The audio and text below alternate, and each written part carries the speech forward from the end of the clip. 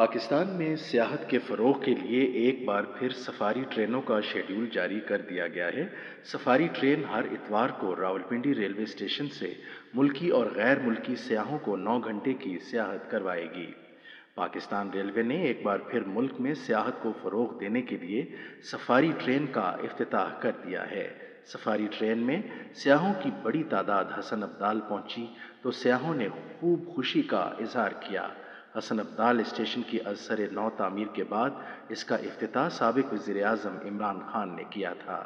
ملکی اور غیر ملکی سیاحوں نے بانی P T I Imran Khan کے سائن بورڈ پر نوٹوں کی بارش اور ڈھول کی تھاپ پر بھنگڑے ڈالے اور خوب سیلفیاں لیں۔ سفاری ٹرین ہر اتوار صبح 8:30 بجے راولپنڈی ریلوے اسٹیشن سے حسن ابدال سے ہوتی ہوئی اٹک خرد کے لیے روانہ ہوگی۔ سفاری ٹرین کا مقصد پاکستان کے خوبصورت مقامات دنیا کے سامنے لانا ہے۔ ہر اتوار کو راولپنڈی ریلوے اسٹیشن سے ملکی اور غیر ملکی سیاحوں کو 9 گھنٹے کی سیاحت کروائی جائے گی۔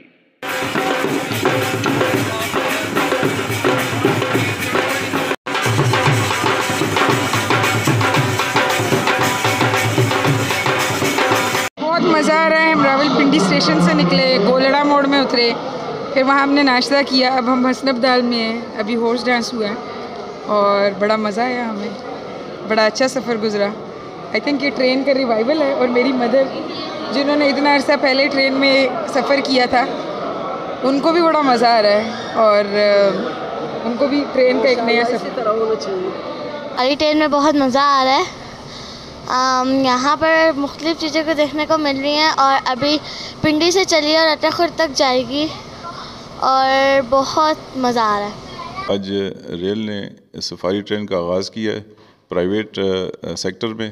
یہ راولپنڈی سے 8:30 بجے چلی ہے اور یہ اٹک خرد کے لیے درمیان میں تقریباً آلموسٹ 1 گھنٹے کا سٹاپ ہے گولڑا ریلوے اسٹیشن، اور آدھے گھنٹے کا سٹاپ ہے ہمارے پاس حسن ابدال ریلوے اسٹیشن کا۔